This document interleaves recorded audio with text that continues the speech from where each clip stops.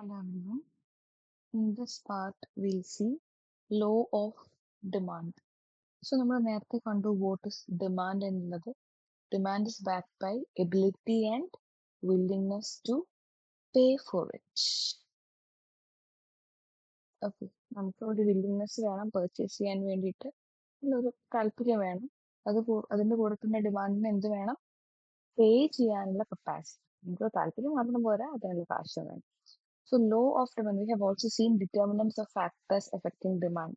So the main item factor and price of the product. So law of demand explains the relationship between price and quantity demanded, assuming all other factors to be constant. ബാക്കി എല്ലാ factors, ഒരുപാട് factors നമ്മൾ പഠിച്ചിട്ടുണ്ട്. ഈ factors എല്ലാം constant ആയി നിൽക്കവേ what is the relationship between price and quantity demanded? So according to the law of demand, other things being equal, അത് important ആണ്. ബാക്കിയുടെ നിരന്തരം കോൺസ്റ്റന്റ് ആണ്. Other things being equal, quantity demanded of a commodity is inversely related to the price of the commodity. അതായത് when price of a commodity rises, quantity demanded of a commodity falls. ഇവിടെ price എന്നുള്ളത് independent വേരിയബിളും demand എന്നുള്ളത് dependent വേരിയബിളും ആണ്. അതായത് പ്രൈസിന് depend ചെയ്യുന്ന ഒരു വേരിയബിൾ ആണ് എന്ത്? ഡിമാൻഡ് എന്ന് പറയുന്നത്. അപ്പൊ പ്രൈസ് കൂടുമ്പോൾ ഡിമാൻഡ് കുറയുക, അല്ലെങ്കിൽ പ്രൈസ് കുറയുമ്പം ഡിമാൻഡ് കൂടുക, ആ ഫിനോമിനൻ ആണ് എന്ത്? Law of demand. അപ്പം പ്രൈസ് കൂടുമ്പോഴാണ് എന്ത് ചെയ്യുന്നത്? ഡിമാൻഡ് കുറയുന്നത്. അല്ലാതെ ഡിമാൻഡ് കുറയുമ്പോൾ പ്രൈസ് കൂടുക അങ്ങനെയല്ല. Price is here independent variable. പ്രൈസിന് ഡിപ്പെൻഡ് ചെയ്യും എന്ത്? ഡിമാൻഡ് എന്ന് പറയുന്നത്. സോ ലോ ഓഫ് ഡിമാൻഡ് എന്ന് പറഞ്ഞാൽ പ്രൈസും ഡിമാൻഡും തമ്മിലുള്ള opposite relationship or inverse relationship or negative relationship explain ചെയ്യുന്ന ലോ ആണ് എന്ത്? Law of demand. So according to law of demand, other things being equal, when price of commodity increases, price കൂടുമ്പോൾ എന്ത് ചെയ്യും? ഡിമാൻഡ് കുറയും. നേരെ ഓപ്പോസിറ്റ്, പ്രൈസ് കുറയുമ്പോൾ എന്ത് ചെയ്യും? ഡിമാൻഡ് കൂടും. സോ പ്രൈസിനെ how the rise or fall in price affect the quantity demanded, അത് എക്സ്പ്ലെയിൻ ചെയ്യുന്നതാണ് law of demand. And according to Marshall എന്ന് പറഞ്ഞാൽ ഇക്കണോമിക്സിലെ ഒരു പയനിയർ ഒരാളാണ്, ഒരു ഇക്കണോമിഷ്യൻ ആണ്. ഇക്കണോമിക്സിൽ നല്ല രീതിക്ക് കോൺട്രിബ്യൂട്ട് ചെയ്ത ഒരാളാണ്. According to Marshall, law of demand states that demand increases with a fall in price and diminishes when price increases. അതായത് പ്രൈസ് കുറഞ്ഞു കഴിഞ്ഞാൽ ഡിമാൻഡ് കൂടുകയും ചെയ്യുന്നു, പ്രൈസ് കൂടിക്കഴിഞ്ഞാൽ ഡിമാൻഡ് കുറയുകയും ചെയ്യുന്നു. ആ ഫിനോമിനയാണ് നമ്മൾ എന്ത് പറയുന്നത്? Law of demand. ഇപ്പൊ ഡിമാൻഡിന് കുറച്ച് എസംഷൻസ് ഉണ്ട്. നമ്മൾ പറയുന്നു അതർ തിങ്സ് ബീങ് ഈക്വൽ. ഇതാണ് ഡിമാൻഡിന്റെ എസംഷൻസ്. എസംഷൻസ് പറഞ്ഞാൽ ഈ കാര്യങ്ങളൊക്കെ ഫാക്ടേഴ്സ് എഫക്റ്റിംഗ് ഡിമാൻഡ് നമ്മൾ ഓൾറെഡി പഠിച്ചു. Income, taste and preference, future price ഒക്കെ നമ്മൾ പഠിച്ചു. ഇതെല്ലാം കോൺസ്റ്റന്റ് ആയിരിക്കും എന്നുള്ളതാണ് ഡിമാൻഡിന്റെ assumptions. That is income of the consumer constant ആയിരിക്കും, ടേസ്റ്റ് ആൻഡ് പ്രിഫറൻസും ചേഞ്ച് ചെയ്യില്ല, ഫ്യൂച്ചർ പ്രൈസിനെ കുറിച്ചുള്ള കാര്യങ്ങൾ ചേഞ്ച് ചെയ്യില്ല, പ്രൈസ് ഓഫ് സബ്സ്റ്റിറ്റ്യൂട്ട്സും കോംപ്ലിമെന്ററി അതൊക്കെ സെയിം ആയിരിക്കും, ഗവൺമെന്റ് പോളിസീസിൽ മാറ്റം വരുത്തില്ല, പോപ്പുലേഷന്റെ അതായത് ആൾക്കാരുടെ സൈസും നമ്പർ ഓഫ് ബയേഴ്സും അതെല്ലാം എന്താണ്? കോൺസ്റ്റന്റ് ആയിരിക്കും. ഈ കാര്യങ്ങളെല്ലാം കോൺസ്റ്റന്റ് ആയിരിക്കുന്ന സമയത്ത് പ്രൈസ് ഡിമാൻഡും തമ്മിലുള്ള റിലേഷൻഷിപ്പാണ് ക്വാണ്ടിറ്റി ലോ ഓഫ് ഡിമാൻഡ് എന്ന് പറയും.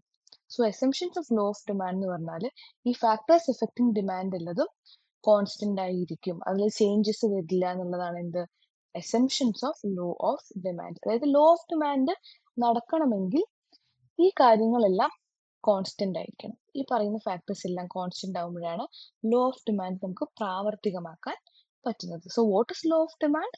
Law of demand is the inverse relationship or negative relationship between price of a commodity and quantity demand. ഇവിടെ പ്രത്യേകം ശ്രദ്ധിക്കുക, പ്രൈസ് കൂടുമ്പോൾ ഡിമാൻഡ് കുറയുന്നത്, അല്ലെങ്കിൽ പ്രൈസ് കുറയുമ്പോൾ ഡിമാൻഡ് കൂടുന്നതാണ് എന്ത്? Law of demand. ഇവിടെ പ്രൈസിനെയാണ് ഡിമാൻഡിന് ഡിപ്പെൻഡ് ചെയ്യുന്നത്. ഡിമാൻഡ് ഡിപ്പെൻഡ് ചെയ്യുന്ന വേരിയബിളും പ്രൈസ് ഇൻഡിപെൻഡന്റ് ആയിട്ട് നിൽക്കുന്ന ഒരു വേരിയബിളും ആണ്. Now let's see the exceptions or limitations to the law of demand. Law of demand പ്രാവർത്തികമാകുന്ന സമയത്ത് ചില ലിമിറ്റേഷൻസും കാര്യങ്ങളും ഉണ്ട് ലോ ഓഫ് ഡിമാൻഡിന്. ഈ എസംഷൻസ് തന്നെയാണ് എന്തായി വരുന്നത്? ലോ ഓഫ് ഡിമാൻഡിന്റെ ലിമിറ്റേഷൻസ് ഒക്കെ ആയിട്ട് വരുന്നത്. ഈ എസംഷൻസ് കാര്യം നടക്കുന്ന കാര്യങ്ങളാണ് ലോ ഓഫ് ഡിമാൻഡിന്റെ എക്സെംഷൻസ് ആയിട്ട് വരുന്നത്. അതായത് ലോ ഓഫ് ഡിമാൻഡ് ബേസിക് ആയിട്ട് നമ്മൾ പറയുന്നത് എന്താണ്? പ്രൈസ് കൂടുമ്പോൾ ഡിമാൻഡ് കുറയും, അല്ലെങ്കിൽ പ്രൈസ് കുറയുന്ന സമയത്ത് ഡിമാൻഡ് കൂടും. ഇതാണ് എന്ത് പറയുന്നത്? ലോ ഓഫ് ഡിമാൻഡ് പറയുന്നത്. ഇതിന്റെ ഓപ്പോസിറ്റ് ആയിട്ട് നടക്കുന്നതാണ് എന്ത്? Limitations or exceptions to the law of demand. അതായത് പ്രൈസ് കൂടുമ്പോൾ ഡിമാൻഡ് കൂടുകയും അല്ലെങ്കിൽ പ്രൈസ് കുറയുമ്പോൾ ഡിമാൻഡ് കുറയുകയും ചെയ്യുന്ന ആ ഒരു ഇതിനെയാണ് നമ്മൾ exceptions or limitations to the law of demand എന്ന് പറയുന്നത്. അത് ഏതൊക്കെ സിറ്റുവേഷനിലാണ്, ഏതിൻ്റെയൊക്കെ കേസിലാണെന്ന് നമുക്ക് നോക്കാം. In the case of essential goods, അതായത് ബേസിക്, നമ്മുടെ ജീവിതത്തിൽ ബേസിക് നെസസിറ്റി ആയിട്ടുള്ള ഫുഡ്, വാട്ടർ, മെഡിസിൻസ്, അതിന്റെ കേസിലൊന്നും നമ്മൾ എന്ത് നോക്കില്ല? പ്രൈസും കാര്യങ്ങളും നോക്കില്ല. സപ്പോസ് ഇപ്പം ബേസിക് ആയിട്ട് നമ്മൾ കഴിക്കുന്ന നമ്മുടെ സ്റ്റേപ്പിൾ ഫുഡ്സിന്റെ പ്രൈസ് കൂടുമ്പോൾ നമ്മൾ എന്ത് ചെയ്യും? നമ്മൾ അത് വാങ്ങാതിരിക്കും, നമ്മൾ പട്ടിണി കിടക്കില്ല. അപ്പൊ അതിന്റെയൊക്കെ പ്രൈസ് കൂടുമ്പോൾ നമ്മൾ എന്ത് ചെയ്യും? പ്രൈസ് കൂടുന്നതും കുറയുന്നതും എന്തിനെ എഫക്ട് ചെയ്യുന്നില്ല? ഡിമാൻഡിനെ എഫക്ട് ചെയ്യുന്നില്ല. അതുപോലെ തന്നെ എഡിക്റ്റീവ് ഗുഡ്സിന്റെ കേസിൽ, എഡിക്റ്റീവ് ഗുഡ്സ് എന്ന് പറഞ്ഞാൽ നമ്മൾ ചില ഗുഡ്സിനോട് ഭയങ്കര എഡിക്റ്റീവ് ആയിരിക്കും. ചിലപ്പോൾ ചില ആൾക്കാർ ടീനോടായിരിക്കാം, കോഫിനോടായിരിക്കാം, സിഗരറ്റിനോടായിരിക്കാം. അതിന്റെയൊക്കെ പ്രൈസ് എത്ര കൂടിയാലും എന്തിനെ എഫക്ട് ചെയ്യില്ല? ഡിമാൻഡിനെ എഫക്ട് ചെയ്യില്ല. അപ്പം ചില ആൾക്കാർ ചില ബ്രാൻഡ് മാത്രമേ യൂസ് ചെയ്യുന്നുണ്ടാവുള്ളൂ. ഇപ്പൊ ഷർട്ട് ആകുമ്പോൾ LPയുടെ ഷർട്ട് മാത്രം ഇടുന്നു, ചില ആൾക്കാർ ഐഫോൺ മാത്രമേ യൂസ് ചെയ്യുന്നു.